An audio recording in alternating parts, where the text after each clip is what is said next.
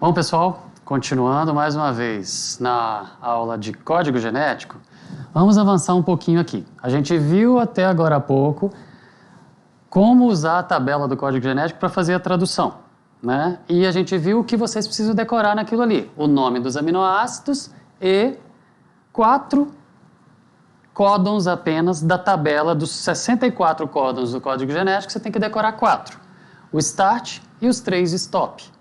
O start é o A, o G, e os stop, o AA, o AG e o GA. O A, o G é o códon que inicia a proteína. O UAA, o AG e o GA são os códons onde a proteína termina. Bom, a síntese de proteína, então, ela começa quando o ribossomo encaixa a parte menor e a parte menor dele aqui em volta do RNA mensageiro. Esse RNA mensageiro ele pode seguir para um lado e seguir para o outro, mas a proteína, não interessa o que está escrito antes ou depois, a proteína ela só começa no A ou G. Lembra que a sequência que a proteína vai existir, a sequência da proteína, ela está escrita numa outra língua, que é a língua dos ácidos nucleicos, né? Com combinação de 4 letras de 3 em 3. A cada 3, um códon. Vamos usar esse nome agora. A cada 3, um códon. Então, lá no RNA mensageiro, e tudo é focado a partir do RNA mensageiro, lá no RNA mensageiro, o ribossomo ele vai procurar o A ou G. E quando ele encontra o A ou G, ele fecha o ribossomo em cima desse A ou G. Fechando no A ou G, a proteína vai começar. A produção da proteína vai começar. Então, o códon A ou G foi encontrado pelo ribossomo, ele encaixou ali, ele vai começar a ler. O ribossomo ele vai lendo o RNA mensageiro, lendo de 3 em 3, ou seja, de códon em códon. O primeiro é o A ou G, aí ele lendo o A ou G, o RNA transportador, que a gente estudou no módulo passado, o RNA transportador vai trazer a metionina, que é equivalente ao A ou G. Como que o RNA transportador sabe que ele tem que trazer a metionina para encaixar aqui, para que o ribossomo, lendo o RNA mensageiro, ele coloque essa metionina para poder começar a proteína, como a gente viu que o primeiro códon de toda a proteína é o A ou G, portanto, toda a proteína começa com metionina. Como que o RNA transportador sabe que ele tem que trazer essa metionina para cá? Bom, tem 20 tipos de aminoácidos, tem 20 tipos de RNA transportador. Cada tipo de aminoácido tem um RNA transportador equivalente. E esse RNA transportador vai trazer aquele tipo de aminoácido que ele é equivalente a ele. Nesse RNA transportador, ele vai reconhecer ali embaixo, o RNA transportador vem trazendo os aminoácidos diferentes e ele vai reconhecer, entrando no ribossomo, ele vai ler o RNA mensageiro e ele vai reconhecer os códons que aparecem lá embaixo sendo lidos pelo ribossomo. Se o RNA mensageiro, o RNA transportador, trouxe a metionina e ele encontrou lá o códon A ou G, que é o correspondente à metionina, ele vai parar ali, se associar, prender ali e segurar a metionina. Aí, o ribossomo tem uma abertura que vem outro RNA mensageiro trazendo outro aminoácido e ele vai testando.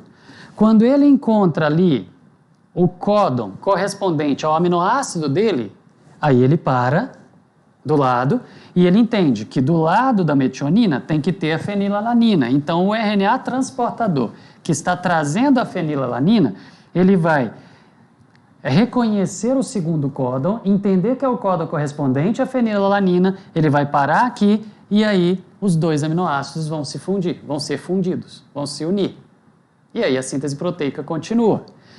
Esse processo ele vai continuar por todo o ribossomo, por todo o RNA mensageiro. O ribossomo ele vai lendo o RNA mensageiro inteiro. Então ele começou lá dentro da parte maior do ribossomo, tem 2 aberturas, sítio A e sítio P, ou sítio C.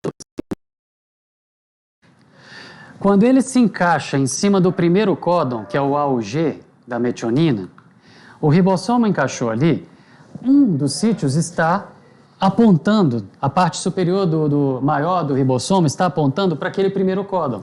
O RNA transportador traz a metionina, reconhece que ali é o primeiro códon, que é o da metionina, e para lá. Aí o segundo códon fica aberto. Quando o segundo códon está exposto, vem outro RNA transportador trazendo outros aminoácidos, até que um RNA transportador trazendo o aminoácido correspondente aqui ao segundo códon, entre ali, ele vai entrar e ele vai encaixar o segundo aminoácido. O ribossomo, ele vai dar um passo. Quando isso acontece, os dois aminoácidos que estavam ali dentro vão ser unidos e o ribossomo vai caminhar um pouquinho para o lado. À medida que ele vai caminhando, ele vai liberando o primeiro RNA transportador que tinha trazido o primeiro aminoácido, só que aquele aminoácido ficou preso no segundo. Como ele caminhou, o segundo RNA transportador que está com o segundo aminoácido preso no primeiro, ele vai andar para o espaço número 1, para o primeiro espaço, liberando o segundo. Entra outro RNA transportador que reconhece o terceiro códon e encaixa o terceiro aminoácido ali. Aí aquele terceiro aminoácido vai fundir com os outros dois. O ribossomo caminha mais um. Quando ele caminha mais um, ele libera o primeiro e deixa o segundo. O segundo passa para a posição do primeiro, carregando 3 aminoácidos. Vem outro RNA transportador, reconhece o outro códon, o quarto códon, trazendo o aminoácido correspondente. Esses aminoácidos se ligam ali novamente. O ribossomo caminha mais uma vez, libera o aminoácido, o RNA transportador que está sem aminoácido, permanece com o RNA transportador que está segurando os 4 aminoácidos, e aí vem um outro RNA transportador e encaixa, e isso vai acontecendo por todo o RNA mensageiro até chegar em algum momento onde ele vai reconhecer a sequência UAA, UAG e UGA. E quando chegou em uma dessas aqui, as duas subunidades dos ribossomos se soltam, e na hora que elas se soltam, a proteína está pronta com todos os aminoácidos encaixados ali, e a gente finalizou a síntese da proteína. Ok. O que é isso aqui? Eu mostrei para vocês um código genético numa tabela quadrada. Agora eu vou mostrar para vocês uma outra forma de representar o código genético, numa tabela circular. É mais fácil do que aquela outra. Como que funciona isso? Quando você tem uma tabela circular de código genético, você começa pelo centro, onde essas duas linhas aqui se cruzam. Aqui no centro é o início da proteína. Lá no final, lá fora, é o final da proteína. O início da leitura do RNA mensageiro está aqui, o final da leitura do RNA mensageiro está lá fora. Você vai do centro para fora. Como que a gente faz isso? A ordem da leitura é: se a primeira letra no RNA mensageiro, ou na sequência que a prova te deu, uma sequência do RNA que a prova te deu ali, se a primeira letra é A, e a segunda letra, eu tenho 4 possibilidades de letra. Se a primeira for a segunda letra só pode ser G-A-C-U. A primeira letra pode ser G-A-C-U. A segunda letra pode ser G-A-C-U. Para cada uma dessas segundas letras, eu tenho 4 possibilidades para a terceira, G-A-C-U. Sempre você vai colocando as 4 possibilidades da letra seguinte, são 3. Se a primeira letra for A, e a segunda letra for U, e a terceira letra for G, A, U, G, é uma daquelas 4 sequências que você tem que decorar. A, U, G, você decodifica por metionina. Nesse tipo de tabela, o nome do aminoácido já está escrito aqui, então você não teria que decorar, se fosse sempre assim. Não está abreviado. Em algumas tabelas, ele vai estar abreviado, então você vai ter que saber o nome olhando para a abreviação. Ok? Se a primeira letra é a segunda é U e a terceira é G, metionina. Então você vai lá e escreve, primeiro aminoácido, metionina. Se a primeira letra é a segunda é C e a terceira é A, treonina. Você vai lá e escreve treonina. Se a primeira letra, aí o terceiro códon, se a primeira letra é a segunda letra é U, a segunda letra é C e a terceira letra é U, ACU, treonina também. Eu falei ACA, treonina. Eu falei ACU, treonina. Se eu falar ACG, treonina. Se eu falar ACC, treonina. Lembra da redundância do código? O código genético é redundante. Eu vou ter sequências diferentes, códons diferentes, dando o mesmo aminoácido. Para esse caso aqui, só basta a primeira letra ser A e a segunda letra ser C, que qualquer letra que tiver no na terceira casa vai dar o mesmo aminoácido. Aqui eu tenho a redundância. Vão ter alguns casos onde não vão ter 4 possibilidades na terceira casa, vão ter 2. Se a primeira for a segunda for A e a terceira for G, lisina. A, lisina. Só que a AC já é asparagina. Então eu vou ter aminoácidos diferentes dependendo da terceira casa. Então, para alguns aminoácidos a terceira casa é relevante, para alguns aminoácidos a terceira casa é irrelevante. E isso é a redundância que a gente vai ver no código. Olhando para essa característica do código genético, para essas características, a gente vai concluir o seguinte. O código genético, ele tem propriedades.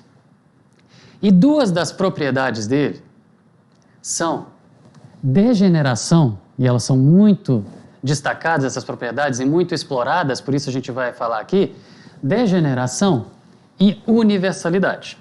Quando a gente fala que o código genético é degenerado, nós falamos que ele é degenerado por causa da redundância. Essa redundância que a gente viu que às vezes a terceira casa não faz diferença, ou a terceira casa pode variar 2 vezes e ela ainda assim vai dar o mesmo aminoácido. Ou seja, essa redundância da terceira casa faz com que a gente defina o código genético como degenerado. Degenerado como? Degenerado na terceira casa. Às vezes ele não é relevante na terceira casa, às vezes sim, para que as combinações deem os 20 tipos de aminoácidos que existem, como a gente viu no módulo anterior. Bom,